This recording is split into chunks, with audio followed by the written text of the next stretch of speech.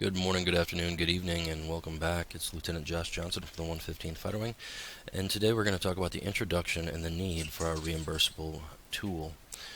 What we're going to cover first is we're going to cover some reimbursable accounting basics, both legacy and DEEMS process, and then we're going to take a look at the product itself and show you how it helps to see where your reimbursable program is covering. So first we're going to start with our legacy processes, and most of us are probably pretty familiar with this, but we're going to cover it in detail real fast.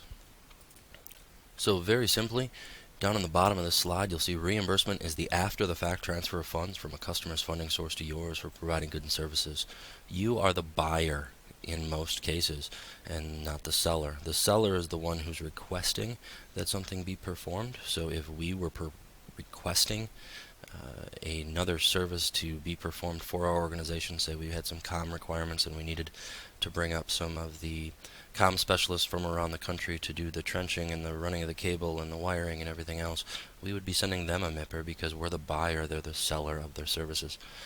Most of us deal with ACC or AMC reimbursements, and when we deal with that, we are the buyer, we are the seller. We are selling our services. We are selling our manpower. We are selling our ability to deploy. So reimbursement is us executing our resources and requesting reimbursement after the fact from them.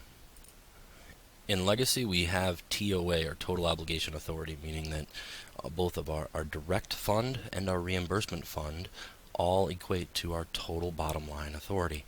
And in order for our target loads from our MIPRs not to disrupt our current authority or our sub-allotment authority, we need to make sure that we load to both the L or A direct fund type and the M reimbursement fund type. So we're worried about our X to Gs, X to As, X to Hs, X to Bs. And then on the reimbursement side, we're about those X to Js or X to Ws to load that annual and quarterly reimbursement. Now your X to G, X to H, that's going to cover your O&M. X to A, X to B, every other appropriation that we may deal with. Our most common is mil per, but understand that other types of funding also load under X to A, X to B. So you can see the lines of accounting, the direct stages of accounting. We all are familiar with C, O, U, and E, or committed UOO, AEU, and AEP. But on the direct side, we're not necessarily as familiar with D, F, and R, or UFCO, FCOU, and FCOC. For our MIL-PERS process, or Military Personnel Appropriation process, in the Guard we are actually issued MIL-PER reimbursement authority, because most of our MIL-PER reimbursement is done via 1131. This is probably your subsistence dining hall proceeds, and a few other types of found-on base materials. Now I understand a lot of units out there. We have CRTCs who collect in lodging reimbursements and other 1131 cash or check collections. But what we need to do is on the direct side, you're going to load your X to B, X to A. And for every X to B, X to A, or direct load to fund type A, you're going to make sure that fund type M has a corresponding X to J, X to W. The net effect on your bottom line in legacy should be 0. So if you're still in legacy processing MIL-PERS documents, you need to do that. And then when 1131 collections are performed, that authority is tested. So if you realize that you have a subsistence bill to collect after a UTA, you only have $500 left in annual reimbursement authority, and the check is for $650, do not process the 1131 until you have contacted the MIL-PER team and requested additional annual and quarterly reimbursement authority. For the O&M MIPRs, what we typically are concerned with is our Cat 1 or Cat 2 MIPRs. A Cat 1 being a reimbursable MIPR and a Cat 2 being a direct citation MIPR. For the Category 2 or direct citation MIPR, there really isn't a need to do any lines of accounting transactions because all you're doing is citing the line of accounting on that MIPR in whatever obligation document you're using. So if you're cutting a contract, your contracting office just needs that -2 to be able to perform their offline PD² transaction. There won't be anything that flows from ABSS for Form 9 or from DEEMS for a purchase requisition because the MIPR is a direct cite. But most of the time with reimbursements, we're worried about a Category 1 reimbursement. So the requesting activity, or the buyer, sends the DD Form 448 to the seller or the receiving agency. they receive that on a 448-2, and in Legacy we're using ABSS to process that 448-2. Once we receive it, we send a copy back to the initial requesting activity. We also send a copy of that 448-2 to the PCR team at DFAS. What that does is that allows you to obligate that 448-2, so your D, or stage of accounting, will create the negative authority for you to offset your future obligations. And then you take the 448-2 and you load both the direct X to G, X to H, and the reimbursable X to J, X to W. So this is just another slide that we'll bring up, and remember that now we have a ACC or AMC MIPR process in place per the staff memorandum for reimbursable support to the active duty Air Force. We will submit funding calls, and now they've instituted on the ACC side a SharePoint side. On the AMC side, there's still the tasking. The nice thing is that they've gone away from the travel MIPRs for the time being, as long as we make sure we actively work our GU and perform our 1080 billings and the other processes monthly. So they've done a cross-Oregon DTS, which saves us quite a bit of work. However, at the unit level now, SAM requests and guard lift requests, military airlift requests, are going to be processed for your reimbursement. So while travel was a little bit of work, now a lot of money, hundreds of thousands if not millions of dollars, will be done by the unit level for that airlift request. And we must remember to process those 1080 billings every month. So for legacy-based systems, it's a very simple process. The MAGCOM sends the MIPR to the unit based off the data calls. The unit accepts it as a Cat 1 and submits it to DFAS and back to the ACC or AMC organization. So now we've done our Cat 1 to DFAS, they'll obligate PCR. We will load our annual targets, not after DFAS, but before DFAS. So this Step 2 and Step 3 should be done almost simultaneously. Now we're going to execute under Fund Type L. We should be executing under BAR1, that's Romeo 1, not our 01. If this is done correctly, you won't inhibit your 01 line of accounting during your obligation process. If the PCR team is able to obligate all of the -2 on the PCR line into D, and Chris, you'll see that under UOO, then that negative will offset your target balance on your TOA. So until you've reached that amount, it actually gives a bad reading on how much money you actually have available to execute in your program. Now we'll execute under Fund Type L, and then we do the billings, or the 1080 billings, after everything has reached the paid, outlaid, disbursement, however you want to do it, but AEP stage of accounting under Fund Type M. So E should match R for stages of accounting on the direct and reimbursable side. If it does not, then you have a 1080 billing that's left to do. So that was legacy. Legacy involves a direct PC code, be it T, Z, S, and a reimbursement PC code of R. Now in DEEMS, there is no longer TOA. Total obligation authority is gone. And so we're going to cover the reimbursement process in DEEMS. So in DEEMS, it consolidates all these multiple systems into one, but it ends up eliminating the need for total obligation authority. D fund and R fund are treated separately. Your R fund is where your reimbursement documents are loaded. It's similar, kind of, to the R1BA in that it doesn't inhibit your overall ability to spend in your 01 BA in DEEMS. However, they work slightly differently. So the reimbursement funds will always end in R, and that's something you want to make sure you look for. In DEEMS, there are several different steps that are taken. Where legacy, we take the funding, we create a ABSS 448-2, we send that into DFAS. DFAS obligates that into stage of accounting bid D, and we load the X to G, X to H, X to J, X to W transactions for the target loads. In DEEMS, it's a little different. There's no direct and reimbursement side, so there's no need to cancel out an X to G with an X to J. All we're going to be doing in DEEMS is loading reimbursable annual authority. And I'll show you that in the product in just a little bit, but it breaks it down into a different segmented obligation authority column on the status of funds. So first we figure out who the customer is after we've received our 448, and then we make sure that we coordinate with the DEEMS help desk team to create a contract PATEO request, which is different than our indirect PATEO request. Then we load the targets, and this is done on the load target execution screen, making sure that we add in the sales code, which is kind of difficult to find. It's all the way on the far right side in the little extra value column, and make sure you add that when you're loading your documents to the reimbursable annual and reimbursable quarterly stages of accounting. Next, we're going to create the agreement and baseline the funding in DEEMS, and there's much more detail involved in this. But baselining the funds is equivalent of the PCR team obligating stage D. So baseline funding will be able to create your ability to obligate and bill against that line of accounting. So without baselining, you are not negating or having the capability to perform billing. On your status of funds, it does not show up under a D stage of accounting or column.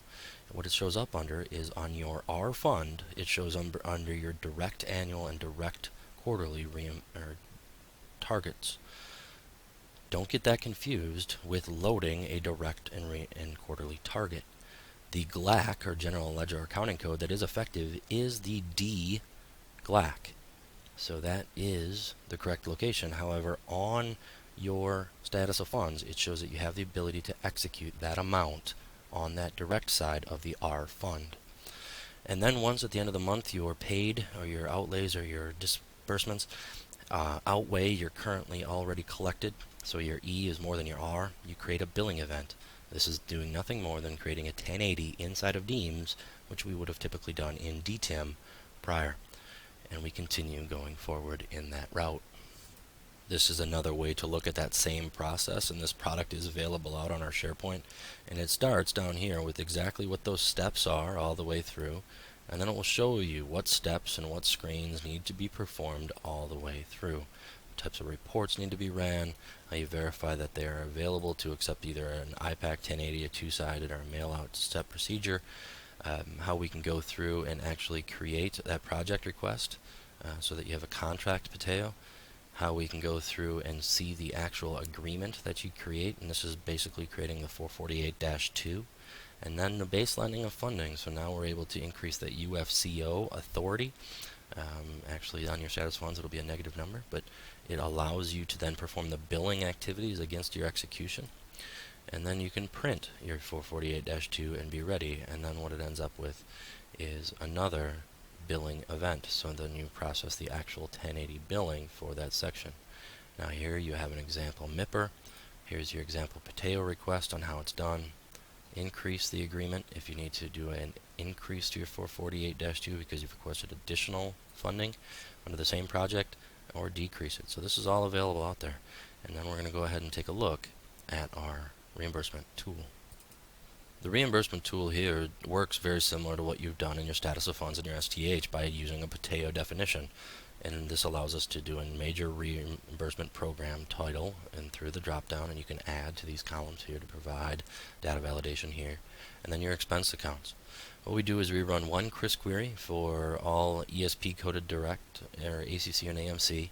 We look for anything with a sales code, and then that together will show us what should be in your current authority. If you execute out of non-sales coded, non-typical ACC or AMC reimbursements, you'll have to go and find those because you'll have to JV those to an accurate line of accounting before you do your billing. Now here we had to make sure that we are in balance both in our agreements and in our MIPR balances, that we have an available to obligate positive number, because if we do not, we are over executing our MIPR authority. How much is awaiting 1080 billings, and is there open obligations for this year or prior fiscal year that we need to worry about? So first we'll go to the BQ overview column, and this is a macro level view of our items. And what we end up with is we end up with each fiscal year, the major reimbursement program, the ESP code associated with it, the expense categories, and then the BAs. Notice here in 2016 the shift from 01 to R1. What we end up with is very simple: the quarterly direct, the quarterly reimbursable, so these two should match, and that goes up here in the MIPR balancing authority. If we're out of balance for those, then we should probably identify why we are out of balance for those. Here's our gross reimbursements, our D plus F plus R. This number should total our MIPR authority, because anything should be in either D, F, or R. If it does not, then DFAS has not been involved yet to fully obligate our MIPR. And then there's our gross commitments on our direct side. So here's our BQ balancing, which is just finding out, are we in balance with our direct and W with our gross reimbursement obligations. And then here's how much we have available to commit. This is going to tell us, hey, we've used this much on the direct side. Oh, we've already over-executed in 2 different lines. This is our paid amount, so these are the paid. This is how we can figure out our 1080 awaiting action billings. There's our paid amount. Here's the amount we've collected to date. Here's the amount we need to bill. Here's the amount awaiting billing. And then the open obligations. So what we end up with is we have $3,000 or $2,967.78 here available to bill. We have $1,956.62 that we need to bill. That will process, no worries. This line, however, we only have 20 cents available to bill and $1,582.26 awaiting billing. We cannot bill that. What that'll equate to is a negative $572.90 in R1. And yes, you guessed it, that was a CSR. This was a period of time, and that's how that's performed. The next tab is a BQ by bid tab, so you'll be able to see exactly how your funding is laid out throughout the year. Notice the bad sales codes being executed against. These types of things, without known, will need to be figured out. Next is your target loads. You'll be able to identify exactly how your MIPRs have flowed across to X to G, X to J, X to J, and X to W. So notice that here we have our subsistence billings. There's our J to W. Notice G and H are the only ones up here. Well, we don't have A and B. You can bring those in. 1080 outlays, these are all of our payments and shifts that have been performed. So now we have our D, our F, and our R, how we've done those actual billing events, and the 1080s that are waiting to do it. This is a nice tab for your ALOs. So now you have your ALOs with the fiscal year, the ESP, the PTAO or the line of accounting that they can easily decipher, your PCR or T, and how much is awaiting their action. So you can see there's action awaiting for each one. Now here you see a negative action awaiting. What ended up happening is DFAS allowed a 1080 to mistakenly be processed before something has gone to paid. So now we have 1080s that are billed and then paid. We also had members who were established debts in DTS because they were overpaid, and those were recouped after the billing event had already been done. So you're out of balance there. And we can go through and take a look at all of our different accounting steps. Deems looks very similar, and we've tried to do that. We've gone through and got our fiscal year, our major RB programs, and then we're looking at the same types of things. All right, how is our quarterly target loaded on the R fund for reimbursement authority, and does our baselining and R fund match? Are we all loaded? Yes, we are. Here's our gross commitments in each of those. Here's our available to obligate underneath those current target and authorities. So either we haven't loaded all of our authority, but we've continued to obligate against them, or we have funding that's obligated in the wrong location. So here's our total payments, here's our total collections, and here's the total amount still awaiting billing for those transactions and situations. Then we have our open obligations that are still existing. So we have the same types of things still with the deems by bid, the target loads, the 1080 billings, and then the deems 1080 billing for our members. If you've played with deems enough, you'll notice that sometimes when you create a line of accounting and you baseline it, it baselines and adds an exact copy of that line of accounting to where you are actually funded at. So your ALO can come in here and take a look at your 1080 billings and confirm that what they need to perform is actually being done. If you have any questions, please give me a shout, let me know, but the rest of the videos will break down in detail how we came up with this and where the actual data and math are coming from. So this was Lieutenant Josh Johnson. I appreciate your time. Talk to you soon.